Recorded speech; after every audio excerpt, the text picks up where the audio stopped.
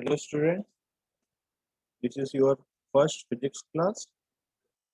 Today we will discuss about basic physics.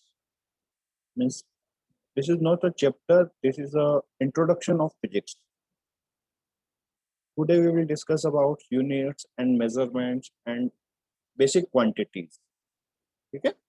तो उसको हम फर्स्ट चैप्टर तो नहीं बोल सकते, लेकिन हम फर्स्ट टॉपिक बोल सकते हैं इसे. First one, unit and measurement.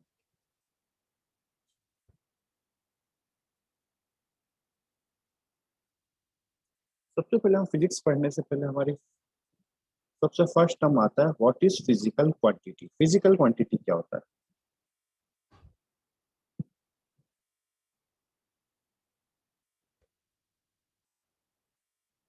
Physical quantities क्या आता है? Quantities which can measure by any instrument. क्या होता है? Quantities which can be measured by any instrument is called physical quantity. Physical quantity कौन कौन सी हो सकती है? हम कौन कौन सी क्वांटिटीज को मेजर कर सकते हैं? जैसे आप मास को मेजर कर सकते हो, लेंथ को मेजर कर सकते हो, टाइम को मेजर कर सकते हो, फोर्स को मेजर कर सकते हैं, हम करंट को मेजर कर सकते हैं, एक्सेलरेशन को मेजर कर सकते हैं, ठीक है, टेंशन को मेजर कर सकते हैं, तो बहुत सारी एनर्जी को मेजर कर सकते हैं. तो बहुत सारी क्वांटिटी जिनको हम मेजर कर सकते हैं उनको हम बोलते हैं फिजिकल क्वांटिटी. अच्छा, कौन सी क्वांटिटीज को हम मेजर नहीं कर सकते किसी इंस्ट्रूमेंट से, उनको हम बोलते थे non physical quantity. Non physical quantities कौन सा होगा? गेस करो.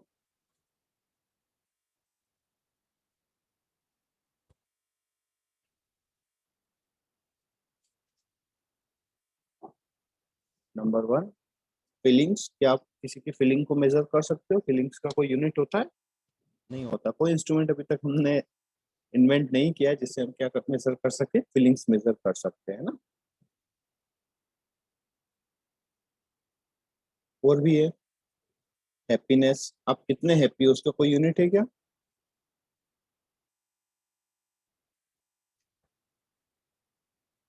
फिर ऐसा ही सैडनेस है ना, इमोशंस हैं, इन सब इन सबको हम मेजर नहीं कर सकते. इनको हम बोलते हैं नॉन फिजिकल क्वांटिटीज. ठीक है. अब ये तो पता लग गया कि फिजिकल क्वांटिटीज को हम मेजर कर सकते हैं. ठीक है. तो मेजरमेंट क्या होता है? मेजरमेंट क्या होता है? ठीक है. यदि हम किसी भी ऑब्जेक्ट को मेजर कर रहे हैं तो उसका मीनिंग क्या होता है? मीनिंग होता है किसी भी क्वांटिटीज को हमारी स्टैंडर्ड क्वांटिटी से कंपेयर करने की प्रोसेस को हम बोलते हैं मेजरमेंट. ठीक है. मेजरमेंट क्या होता है? ठीक है. जैसे आपने बोल दिया हमारा स्टैंडर्ड क्वांटिटी, लेंथ के लिए स्टैंडर्ड क्वांटिटी क्या है? लेंथ के लिए स्टैंडर्ड क्वांटिटी हमारा मीटर. ठीक है. तो यदि आपके पास एक रॉड है, ये आपका रॉड है ना, इस रॉड का लेंथ मेजर करना है. तो लेंथ मेजर करने के लिए क्या मेजर करना है हमें? हमारी स्टैंडर्ड क्वांटिटी क्या है लेंथ मेजर करने के लिए? मीटर. तो हम करते हैं कि हमारा इस क्वांटिटी में कितने मीटर इंक्लूड है. ये हो गया फर्स्ट मीटर है ना. फिर यहाँ से अजूम करें हम सेकेंड मीटर. फिर हमने देखा यहाँ से कौन सा है, थर्ड मीटर. मतलब इस क्वांटिटी का जो लेंथ है वो कितना होगा? 3 मीटर. मतलब यहाँ पर हमारा जो स्टैंडर्ड क्वांटिटी है वो इस रॉड में 3 टाइम्स है, तो इसलिए हम उसका लेंथ कितना बोलते हैं? 3 मीटर. ठीक है. तो हमारे डेफिनेशन की बात करें तो मेजरमेंट क्या होता है?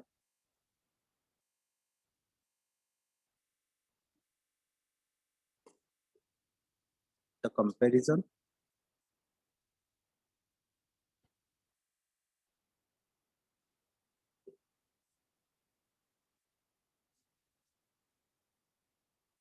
Of unknown quantity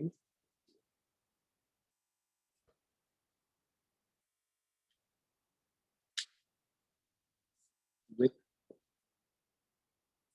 standard non quantity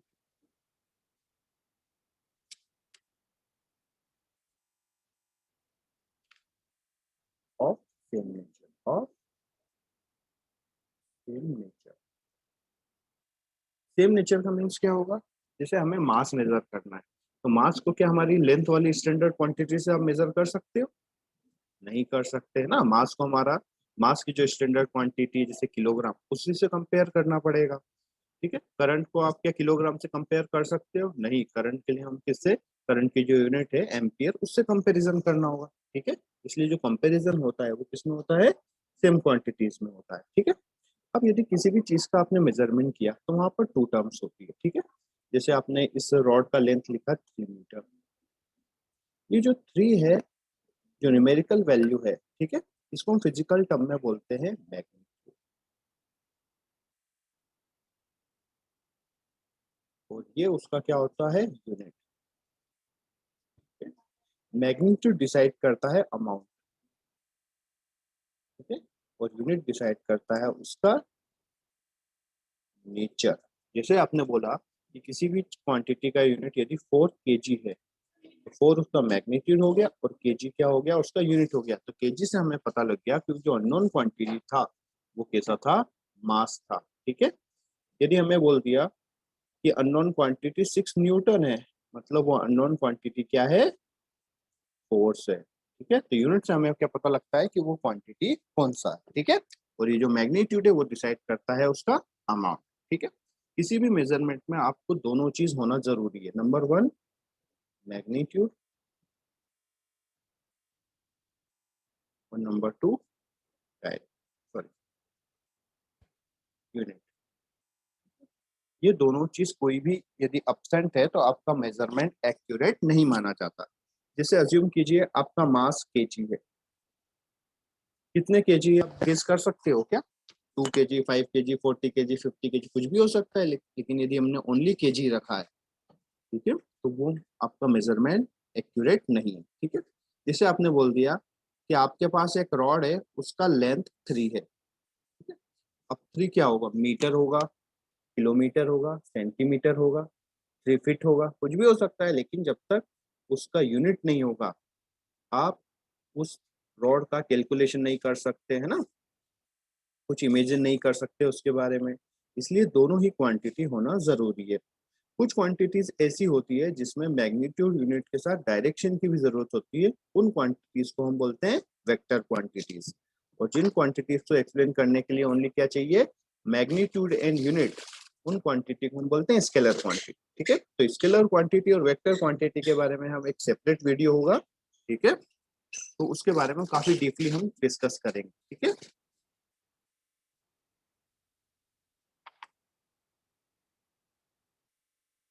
अब देखिए यूनिट का क्या फर्क पड़ता है। ठीक है। जैसे आपने बोल दिया कि कोई एक डिस्टेंस है 3 किलोमीटर, क्या मैं इसको ये भी लिख सकता हूँ? आपको पता है कि 1 किलोमीटर इक्वल टू होता है 1000 मीटर। इसको हम कितना लिख सकते हैं? 3000 मीटर भी लिख सकते हैं। अब यहाँ पर देखिए दोनों ही मेजरमेंट हमारे सही है। ठीक है। लेकिन यदि हमने किलोमीटर क्या है, बड़ा यूनिट है मीटर से, तो यदि किलोमीटर बड़ा यूनिट लिया है तो जो मैग्नीट्यूड है वो कितना मिला? छोटा मिला। ठीक है। और यहाँ पे हमने छोटे यूनिट में कन्वर्ट किया तो मैग्नीट्यूड क्या मिला? बड़ा मिला। ठीक है। तो यहाँ पे यदि हम एक शॉर्ट में एक एनालिसिस करें, यदि हम मैग्नीट्यूड को एन से रिप्रेजेंट करें एंड यूनिट को यू से रिप्रेजेंट करें, तो जो एन यू होगा, N1 U1, वो किसके इक्वल होगा? N2 U2 पे। देखिए यदि आपका यूनिट 1000 टाइम्स बड़ा है तो मैग्नीट्यूड क्या है? 1000 टाइम्स कम है। ठीक है। यदि आप जितना बड़ा यूनिट लेंगे उतना मैग्नीट्यूड आपको कितना मिलेगा? छोटा मिलेगा। यदि हमें मैग्नीट्यूड ज्यादा देखना है तो हम इसको और मिलीमीटर में चेंज कर लो, तो 1 मीटर इक्वल टू कितने होते हैं? 1000 मिलीमीटर होते हैं। तो आपका जो आंसर हो जाएगा वो कितना हो जाएगा? 3000 × 1000 मिलीमीटर।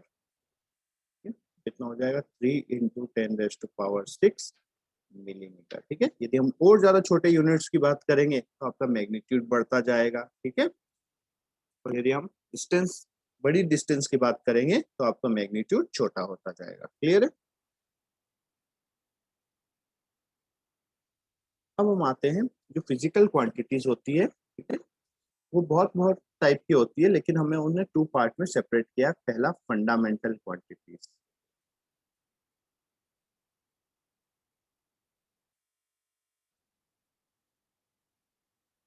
ठीक है, या इसको बेसिक क्वांटिटीज भी बोलते हैं।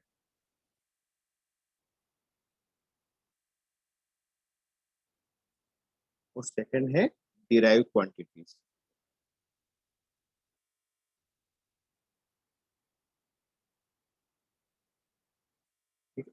फंडामेंटल क्वांटिटीज क्या होता है? ठीक है, जो दूसरी क्वांटिटीज से पूरी तरीके से इंडिपेंडेंट हो, ठीक है, दूसरी क्वांटिटीज पर वो डिपेंड नहीं करे, ठीक है, उन क्वांटिटीज को हम बोलते हैं फंडामेंटल क्वांटिटीज। तो फंडामेंटल क्वांटिटीज क्या होता है? Which do not require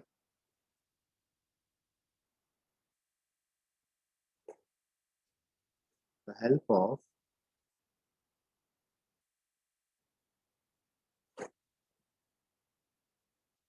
any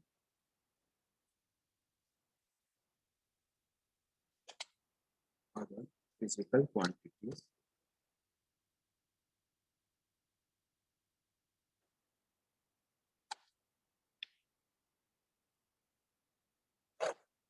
for their difference.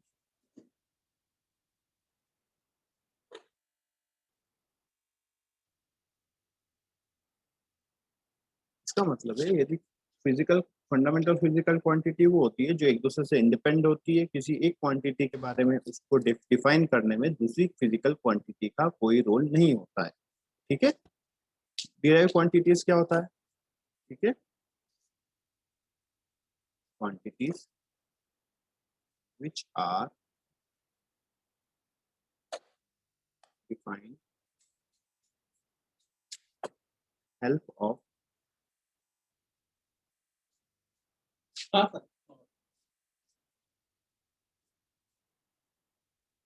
any other physical quantity।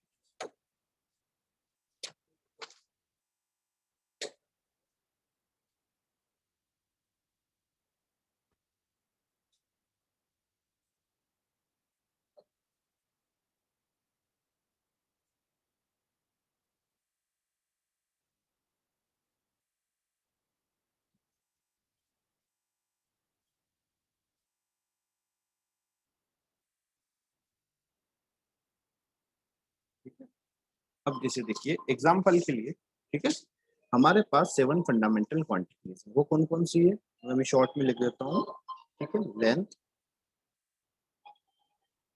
Mass, time, ठीक है, टोटल कितनी है? 7 फंडामेंटल क्वांटिटीज है। अभी हम शॉर्ट में अभी हमने 3 लिखी हुई है। यहाँ पे देखिए डिराइव क्वांटिटीज क्या होगी? जो फंडामेंटल क्वांटिटीज से मिल के बनी हुई होती है। जैसे स्पीड, स्पीड इक्वल टू क्या होता है? Distance upon time, distance upon time. तो यहाँ पे डिस्टेंस क्या है? लेंथ है, और यहाँ पे कितना है? टाइम है। तो यहाँ पे आप देखिए कि जो स्पीड है वो किसने, टू फंडामेंटल क्वांटिटी लेंथ और टाइम से मिलके बना होता है, ठीक है। फिर आपका और भी कोई फिजिकल क्वांटिटीज ले लीजिए, जैसे एक्सेलरेशन। एक्सेलरेशन क्या होता है? स्पीड अपॉन टाइम, ठीक है, चेंज इन स्पीड या change in axle velocity upon time, ठीक है। लेकिन हम डायरेक्शन की भी बात नहीं कर रहे हैं, तो स्पीड और वेलोसिटी सेम हो सकता है यदि सेम डायरेक्शन में मूव कर रहे हैं। स्पीड अपॉन टाइम, तो स्पीड क्या होगा? अभी हमने बोला लेंथ और टाइम से डिवाइड होता है, ठीक है, length upon time equal time. तो यहाँ पे देखते हैं हम कि जो एक्सेलरेशन है वो क्या है? फंडामेंटल क्वांटिटी से मिल के डिफाइन होता है, ठीक है। यदि लेकिन लेंथ मास से इंडिपेंडेंट है, लेंथ टाइम से इंडिपेंडेंट है। मतलब ये जो क्वांटिटीज हैं फंडामेंटल क्वांटिटीज, ये आपकी आपस में किसी और क्वांटिटी से पूरी तरीके से इंडिपेंडेंट है, एक दूसरे पर बिल्कुल भी डिपेंड नहीं करती है, ठीक है। जैसे लेंथ, मास, टाइम, ठीक है। और क्या होता है?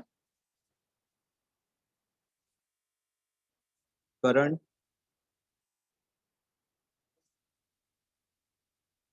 टेम्परेचर, अमाउंट ऑफ सब्सटेंस,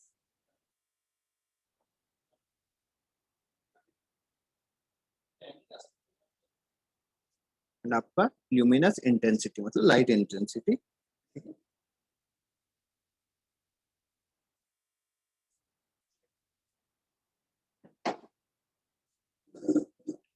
तो यहाँ पे आप देखो जितने भी हमारे इन 7 के और जितने भी क्वांटिटीज आप लोगों को पता होगी, वो सब क्वांटिटी कैसी है? Derive quantity. जैसे और क्या क्या पता है? Speed, acceleration, force, energy, power, charge, ठीक है। ये जितनी भी क्वांटिटीज आपको पता है इन 7 के अलावा, वो सभी क्वांटिटी किसी डिराइव क्वांटिटीज है, मतलब वो फंडामेंटल क्वांटिटी से मिलके बनी हुई है, ठीक है। एंड जो फंडामेंटल क्वांटिटीज की यूनिट होती है उनको हम बोलते हैं fundamental units, and derive quantity से की जो यूनिट्स होती हैं उसको बोलते हैं डिराइव यूनिट्स, ठीक है। तो अब हम फंडामेंटल क्वांटिटीज जो हमारी 7 है उसको हम प्रॉपर तरीके से डिस्कस कर लेते हैं। फर्स्ट वन है आपका लेंथ,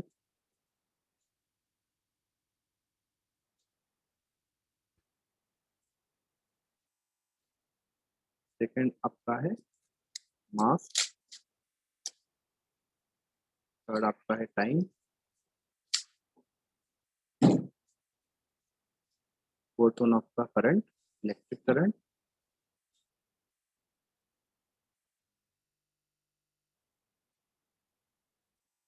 फिफ्थ आपका temperature, sixth amount of substance,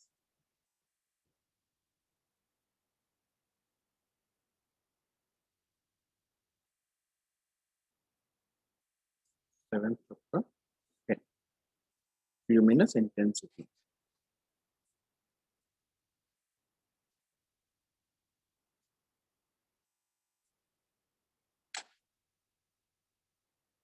अब इनके कुछ प्रॉपर यूनिट्स भी हैं, ठीक है। यूनिट भी हम डिस्कस कर लेते हैं। लेंथ का यूनिट क्या होता है?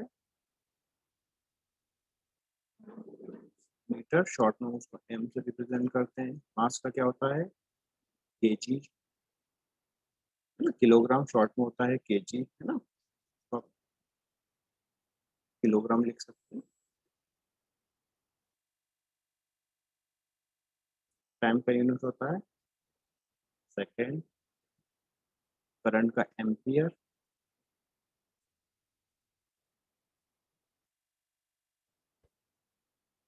टेम्परेचर का क्या होता है?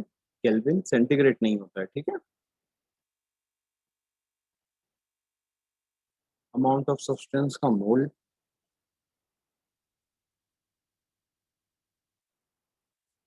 एंड कैंडेला, ल्यूमिनस इंटेंसिटी का यूनिट होता है कैंडेला।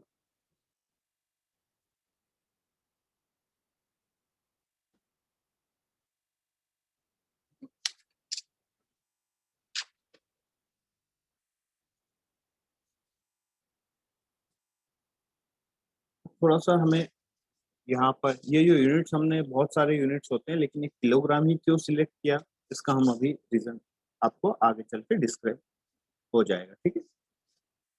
जैसे होता है हम किसी भी चीज को मेजर डिफरेंट डिफरेंट यूनिट्स में मेजर कर सकते हैं, ठीक है। तो पर्टिकुलर कुछ यूनिट्स को कंबाइन करके कुछ यूनिट्स के सेट बनाए जाते हैं, ठीक है, जिसको हम बोलते हैं system of units.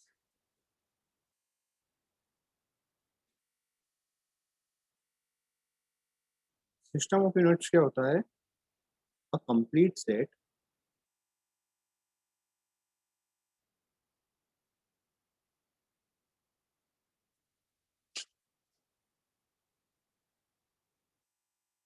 For all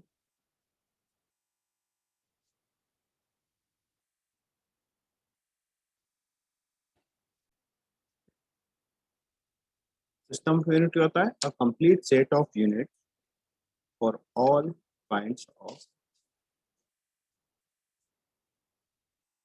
physical quantity.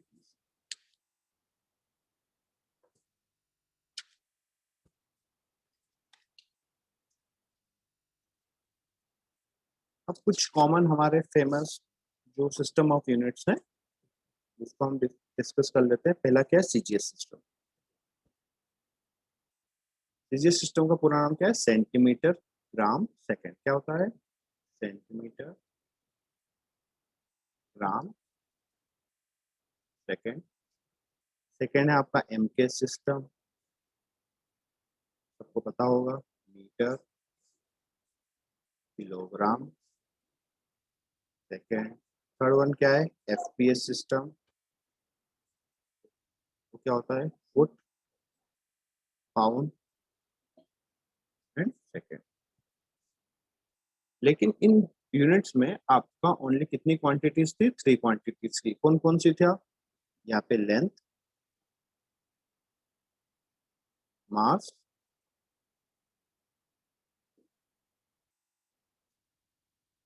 And third one time. Mostly countries जब ये सब डिस्कस हो रहा था ना, बहुत पहले मोस्टली कंट्रीज किसको फॉलो करती थी, एमके सिस्टम को। ठीक है, तो सभी कंट्रीज ने आपस में डिसाइड किया कि हम आपस में ट्रांजेक्शन के लिए एक यूनिफॉर्मिलिटी होना चाहिए, है ना। तो उस यूनिफॉर्मिलिटी के लिए उन्होंने किसी एक सिंगल यूनिट को सिलेक्ट किया, और वो यूनिट सिस्टम कौन सा था, एमके सिस्टम। लेकिन यहाँ पर ओनली कौन सी क्वांटिटीज थी, लेंथ था, मास था, टाइम था, लेकिन बाकी क्वांटिटीज नहीं था। तो इन्होंने इसको क्या किया, एमके सिस्टम को मॉडिफाइड किया और नया सिस्टम बनाया जिसको हम बोलते हैं एसआई सिस्टम। वो कौन सा है, एसआई सिस्टम। ठीक है, तो जो एसआई सिस्टम है वो क्या होता है, इंटरनेशनल सिस्टम ऑफ यूनिट। क्या होता है,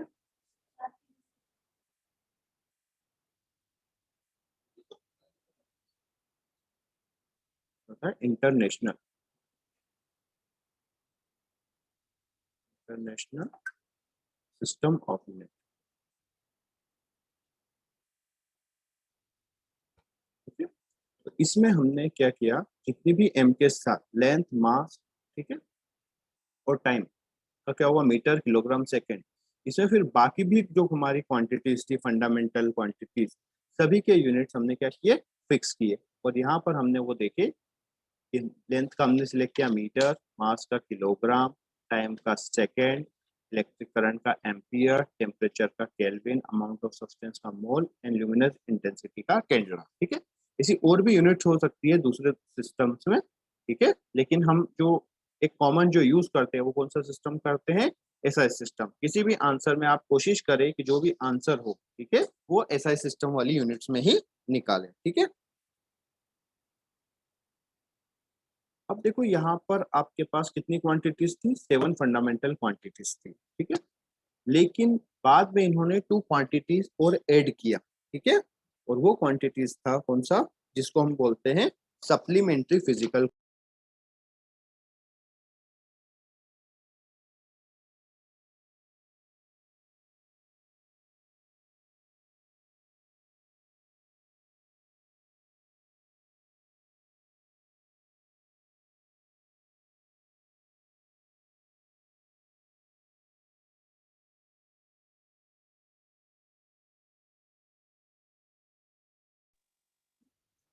हमने डिस्कस किया था 7 फंडामेंटल क्वांटिटीज थी। ठीक है, बाद में इनमें 2 क्वांटिटी और ऐड किया और उसका नाम दिया सप्लीमेंट्री फिजिकल क्वांटिटीज। कौन सा,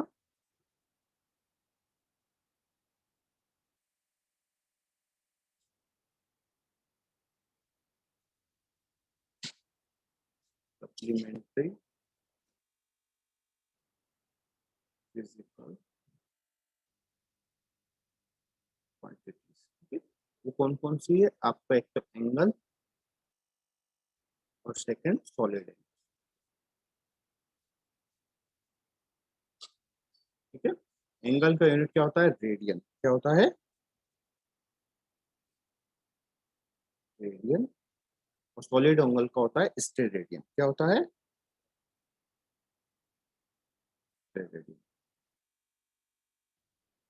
एंगल तो आपको मोस्टली पता होगा सभी लोगों को, तो जैसे एक ये लाइन है और ये वाली जो लाइन, इनके बीच का ये जो एंगल होता है इसको बोलते हैं एंगल, है ना। वो उस, ये ए है, ये बी है, मतलब बी लाइन कितना टिल्टेड है ए एंगल, ए लाइन के रिस्पेक्ट में, उसी को हम बोलते हैं एंगल। लेकिन सॉलिड एंगल आपने थोड़ा सा कम देखा होगा, जैसे ये अज्यूम कर लीजिए आपका आइसक्रीम का कोन है, ठीक है।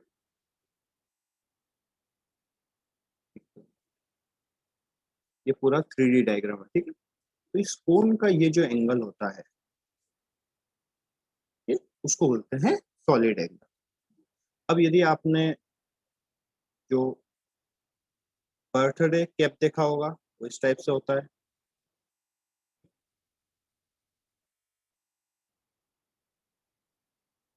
जो बर्थडे कैप होता है उसमें और आइसक्रीम के कोन में क्या डिफरेंस है, ठीक है। उसका ये वाला जो एरिया होता है वो क्या होता है, ज्यादा होता है, और इसका ये रिलेटिवली कम होता है। मतलब इसका जो सॉलिड एंगल है ज्यादा होता है, इसका सॉलिड एंगल कम होता है, ठीक है। ये 3D जो एंगल होता है उसको हम बोलते हैं सॉलिड एंगल।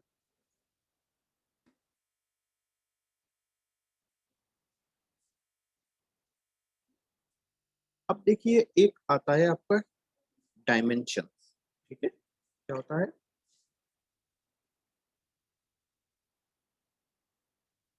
तो डायमेंशन पहले निकालना सीख जाते हैं तो आपको डेफिनेशन काफी इजी लगेगा, ठीक है। डायमेंशन क्या होता है कि नॉर्मली आप समझिए कि किसी भी डिराइव क्वांटिटीज को फंडामेंटल क्वांटिटीज के टर्म्स में एक्सप्रेस करने की प्रोसेस, ठीक है। तो देखो डायमेंशन हम कैसे निकालते हैं, जैसे आपको बोल दिया स्पीड, ठीक है। तो स्पीड इक्वल टू क्या होता है, डिस्टेंस अपॉन टाइम। डिस्टेंस आपका फिजिकल क्वांटिटी है, क्या है, लेंथ है, एंड टाइम, ठीक है। तो लेंथ के लिए आपका क्या होता है, एल, और टाइम के लिए होता है टी। तो इसका जो डायमेंशन फॉर्मूला हो जाएगा एल टी माइनस वन, ठीक है।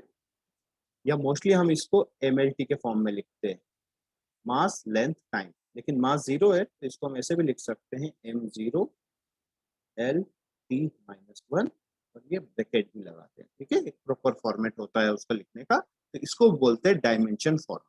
क्या बोलते हैं, डायमेंशन फॉर्मूला, ठीक है। तो ये और ये जो पावर्स होती है उनको हम बोलते हैं डायमेंशन, ठीक है। तो अब जैसे हम फोर्स की बात करते हैं, ठीक है। फोर्स इक्वल टू क्या होता है, एम ए, ठीक है। तो मास को हम क्या लिख सकते हैं, मास का हो गया आपका केजी, ठीक है। या हम लिख सकते हैं मास को डायरेक्टली मास ही लिख लीजिए, मास इनटू एक्सेलरेशन क्या लिख सकते हैं, change in velocity upon time. तो वेलोसिटी क्या होगा, आपका स्पीड जैसा ही होगा। तो और स्पीड की वेलोसिटी क्या होगा, आपका displacement upon time, and upon time, यही होता है, ठीक है। तो यहाँ से आप लिख लीजिए, मास को क्या होगा एम, डिस्प्लेसमेंट क्या है आपका लेंथ है, अपॉन टाइम, और एक और टाइम, ठीक है। तो कितना हो गया, एम एल टी स्क्वायर। इसको आप डायमेंशन फॉर्मूले लिख सकते हैं, M one L one T minus two. ये आप नहीं भी लिखें, पावर जहाँ वन है वहाँ लगाने की जरूरत नहीं है, M L T minus two. ये हो गया आपका डायमेंशन फॉर्मूला फॉर फोर्स, ठीक है। तो अब हम डायमेंशन की डेफिनेशंस की बात करते हैं, ठीक है। तो डायमेंशन क्या होती है,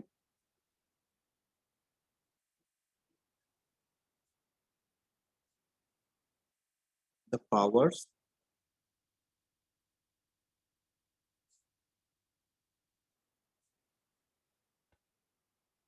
to which fundamental quantities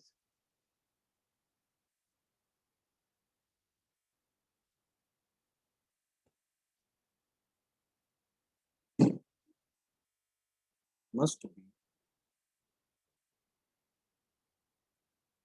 raised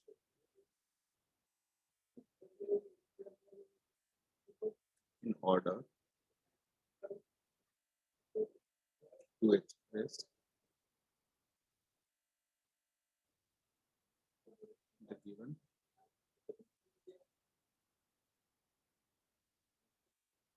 physical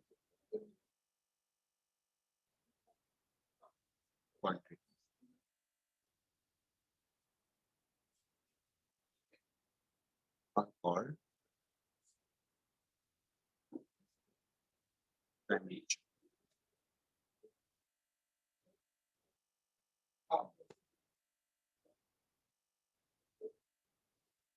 ठीक है, अब इसको समझिए। डायमेंशन क्या होता है कि फंडामेंटल क्वांटिटीज के ऊपर कितनी पावर लगाएं कि आपकी जो गिवन फिजिकल क्वांटिटी बन जाए, उसको हम बोलते हैं डायमेंशन। क्लियर है? The power to which fundamental quantities must be raised in order to express given physical quantities are called dimension. या आप ऐसे भी समझ सकते हैं कि फंडामेंटल क्वांटिटीज की कितनी पावर हम लगाएं कि जो हम अपनी गिवन क्वांटिटीज को एक्सप्रेस कर सकें, उसको हम बोलते हैं डायमेंशन। ठीक है, अब डायमेंशन फॉर्मूला क्या होता है? हर फिजिकल क्वांटिटी का होता है। ठीक है, अब हर फिजिकल क्वांटिटीज में क्या होते हैं आपके 7 फिजिकल क्वांटिटी, जो 7 फंडामेंटल क्वांटिटीज है उसी से मिलके बनी हुई होगी। ठीक है, तो अभी हम क्या लेते हैं? MLT। ठीक है, लेकिन यदि यहाँ पे करंट भी यूज होगा तो हम ए भी लिखेंगे। ठीक है, यदि आपका मोल मोल आएगा तो MOL भी लिखेंगे। यहाँ पे लाइट इंटेंसिटी आएगी तो केंडला भी लिखेंगे। लेकिन मोस्टली आपका जो काम है वो इन 3 क्वांटिटीज से हो जाएगा, मतलब MLT से। ठीक है, और मोस्टली रेयरली आपको एक और क्वांटिटी यूज होगी, एम्पियर। ठीक है, अब यदि यहाँ पे हमने ये चीज नहीं लिखी हुई है, इसका मतलब है एम्पियर की पावर 0 है, मोल की पावर 0 है, केंडला की पावर है ना 0 है। ठीक है, तो इसलिए हमें उनको लिखते ही नहीं है हम लोग। तो इसलिए मोस्टली हमारा काम कितना है? MLT से हो जाता है, इसलिए हम MLT के फॉर्म में ही लिखते हैं। ठीक है, अब जैसे आपको बोल दिया कोई भी, चलो अब आप इनको रट नहीं सकते हो, कोशिश भी मत करना कि आप डायमेंशन फॉर्मूले को रटें। ठीक है, आप प्रैक्टिस करिए जो आपकी कॉमन है, जैसे फोर्स हो गया। ठीक है, ये सबसे कॉमनली यूज होगा, तो उन क्वांटिटीज की आप प्रैक्टिस करोगे तो याद हो जाएगी। ठीक है, और बाकी जब भी कोई चीज आप पढ़ते हैं उस टाइम पे वहीं पर उसका डायमेंशन फॉर्मूला बना के देखें। ठीक है, तो उससे आपकी प्रैक्टिस होती रहेगी। जैसे हमने पढ़ा वर्क पढ़ा, वर्क क्या होता है? Force into displacement, force into displacement. तो फोर्स क्या होता है? अभी हमने निकाला, मास इंटू एक्सेलरेशन होता है ना। मास का कितना होता है? m, इंटू एक्सेलरेशन का कितना होता है? L T minus, sorry T T square, ऊपर जाएगा तो T माइनस 2 हो जाएगा। ठीक है, इंटू डिस्प्लेसमेंट का क्या होता है? लेंथ। तो इसको हम कंबाइंड फॉर्म में लिख सकते हैं M1, या M कुछ नहीं लिखे तो भी 1 ही होगा, L स्क्वायर T माइनस 2। तो वर्क की यूनिट क्या होगी? Force into displacement. अब ये इसका एक बहुत अच्छा सा एक इसकी प्रॉपर्टी है कि आपका क्वांटिटी कोई भी हो, किसी भी फॉर्मूले से आप निकालें, हमेशा डायमेंशन सेम ही रहेगी। आई बात समझ में? जैसे देखो, वर्क क्या होता है? एनर्जी होता है।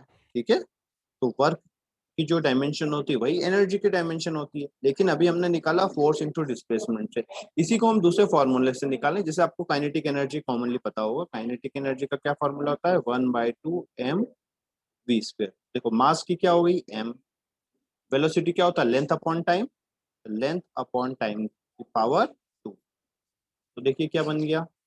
m l square T square, तो m l square T minus 2। ठीक है, तो फॉर्मूला कोई भी हो, आप किसी भी फॉर्मूले से करें, लेकिन जो डायमेंशन है वो आपकी सेम ही रहेगी। ठीक है, तो आप अभी तो नहीं, जब भी आप कोई भी नई क्वांटिटी पढ़े, है ना, जैसे हमने कोई नई क्वांटिटी पढ़ा, ग्रेविटेशन फोर्स पढ़ा है ना, तो ग्रेविटेशन फोर्स क्या होता है? G m1m2/r²। तो G की वैल्यू कितनी होती है? G की वैल्यू होती है 6.67 इंटू 10⁻⁻11। लेकिन यूनिट क्या होगी? तो यूनिट जैसे आप बना सकते हो, इसको आप इधर मल्टीप्लाई कर दिए, F r² upon m1m2 equal to G। तो G की देखो फोर्स की यूनिट आपको पता है क्या होती है? Newton.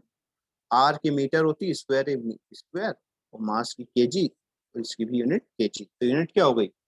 Newton metre square upon KG square. ठीक है, अब इसकी डायमेंशंस लिखना है। तो डायमेंशन लिखना यदि एग्जाम में आता है तो न्यूटन की डायमेंशन क्या होती है?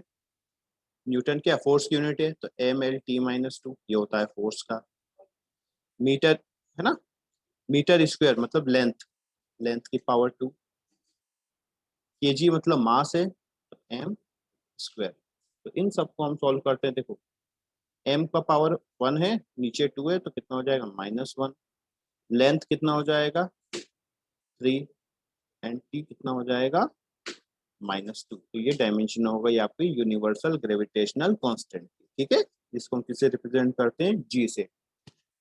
तो ऐसा आप कोई भी फिजिकल क्वांटिटी, जब भी आप नई फिजिकल क्वांटिटी पढ़े है ना, उसका आप डायमेंशन उसी टाइम पे निकाल करके प्रैक्टिस करें। क्लियर है?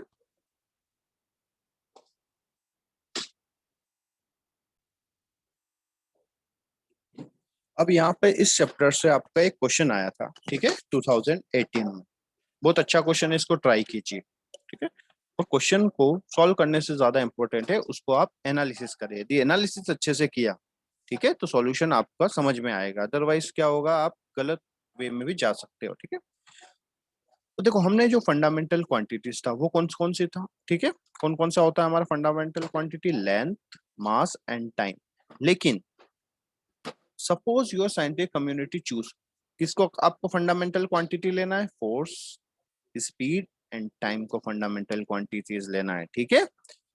तो आपको डिस्क्राइब किसको करना है, मास को, मतलब हमें मास की वैल्यू निकालनी है in terms of force, speed and time, ठीक है।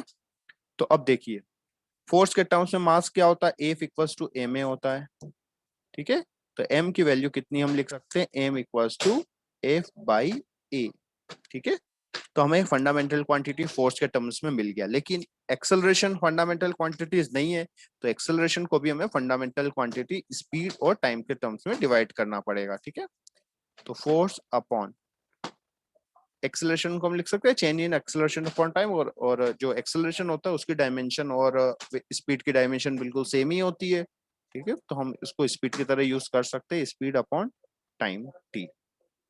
तो जो आपकी मास के फॉर्मूला हो गया, डायमेंशन फॉर्मूला, वो क्या हो गया, F/t/s, ठीक है। तो ये आपका डायमेंशन फॉर्मूला हो गया, या आप इसको ऐसे भी लिख सकते हो F/t/s की पावर -1, ठीक।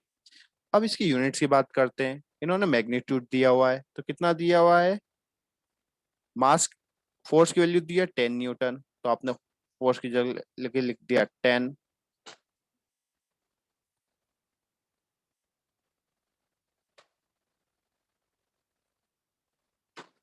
स्पीड की जगह कितना दिया हुआ है 100, तो स्पीड का है अपॉन में है, तो हमने लिख दिया 100 इंटू टाइम की वैल्यू दी हो 1/100, तो टाइम की वैल्यू दी 1/100। तो यहाँ पे देखो 0 से 0 कैंसिल हो गया, तो कितना आ गया 1/1000, मतलब 10⁻³ मीटर। क्लियर है?